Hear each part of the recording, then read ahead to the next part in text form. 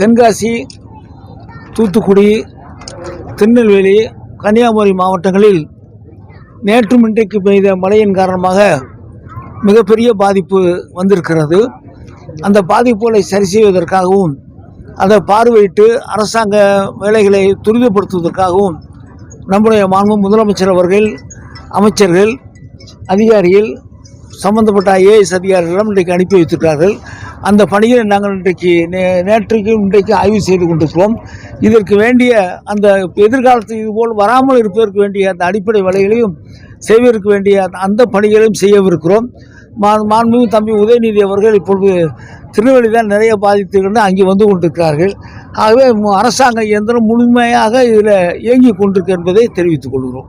ஐயா, அந்த மழைக்கால பருவ பயிரான அந்த மானாவாரி பயிர், இப்போ மக்காச்சோளம், உளுந்து, பாசி உள்ளிட்ட பயிர்கள் ஏராளமாக இந்த இடத்துல மழைநீரால் மூழ்கி இருக்கு. அதாவது ரெண்டு விதமாக, ஒன்று வந்து ஏற்கனவே இருந்த கரைகள் உடைஞ்சிருக்கு, நிறைய இப்போ ரோடுகள் கிராக்காக இருக்குது. அதுக்கு தனியாக பணம் நாங்கள் வாங்க கொடுக்க போகிறோம்.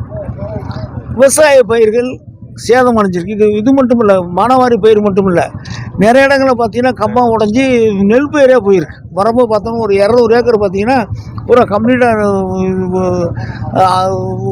கம்பம் உடஞ்சி போய் இது பூரா இதாக இருக்குது. அதுக்கு வேண்டிய நஷ்டஈடு இல்லாமல் விவசாயத்துறை அதிகாரிகள் சொல்லி அதை விரைவில் வாங்கி மாவட்ட ஆட்சித்தலைவர் எங்களுக்கு அனுப்பிய நேரத்தில் அவருக்குரிய நஷ்டஈடும் உடனடியாக வழங்கியிருக்க வேண்டிய அந்த உத்தரவு முதலமைச்சர் வழங்குவார்கள். தமிழ்நாட்டில் வடபகுதியும் சரி தென்பகுதி தொடர்ந்து இயற்கை சீற்றத்தினால நிறைய சேதமாகிட்டு மத்திய அரசு சம்பந்தமாக நிதி எதுவும் கேட்க இனிமேல் தானே கேட்கணும். இன்னைக்கு வரைக்கும் மழை பெஞ்சிட்டு இருக்கு, அது ஓடிட்டு இருக்கோம். முடிஞ்ச பிறகு இதுக்கு வேண்டிய நிதியை நிச்சயமாக கேட்போம். நீர்நிலைகள்ல தொடர்ந்து ஆக்கிரமிப்புகள் இருக்கு இல்லையா, இது அகற்றாததுனாலதான் இந்த வெள்ள பாதிப்பு இவ்வளவு தூரம் அதிகமா இருக்குது. இந்த குடியிருப்பு பகுதிகள் எல்லாமே ஆக்கிரமிப்பு பகுதிகள் அதிகமா இருக்கு. இது அகற்ற என்ன நடவடிக்கை? இல்ல இப்பதான் எல்லாருக்குமே இப்படி ஆக்கிரமிப்பு வந்ததுனால தான் நமக்கு பாதிப்பு வருதுன்னு என்ன எப்போ வருது?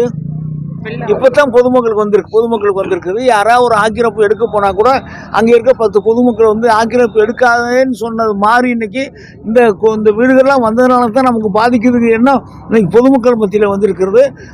அந்த அடிப்படையில் இப்பொழுது அரசாங்கம் ஒவ்வொன்றாக எங்கே ஏரிகளையோ நீர்நிலை புறம்போக்குகள் இருக்கிற அந்த வீடுகளையோ இல்லை வேறு காலிமனைகளையோ அதையெல்லாம் அகற்றுகிற பணியை நாங்கள் செய்து கொண்டிருக்கிறோம். பாரபட்சமின்றி நிச்சயம் நாங்கள் எங்களுக்கு பாரமும் கிடையாது, பட்சமும் கிடையாது.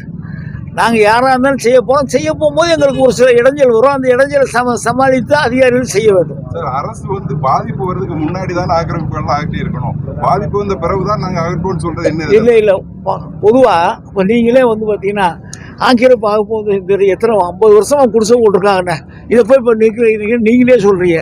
இப்போ தான் எல்லாருக்கும் உணர்வுகள் என்ன ஆகுதுன்னா, இந்த குடிசைகளோ வீடுகளோ இப்படி நீர்நிலை போகிற போக்குள்ள கட்டதுனால தான் நமக்கு பாதிப்பு வருதுங்க. இன்னும் பொதுமக்களுக்கு இப்பொழுது இயற்கையாக அனுபவ ரீதியாக தெரிஞ்சிருக்காங்க. இப்போ தான் நாங்கள் ஆக்கிரமிப்பு எடுக்கும்போது பொதுமக்கள் எங்களோட ஒத்துழைக்கிறாங்க. ஆகவே இனிமேல் விரைவில் அந்த பணிகள் முடியும். செய்திகளை உடனுக்குடனும் துல்லியமாகவும் தெரிந்து கொள்ள சப்ஸ்கிரைப் பண்ணுங்க.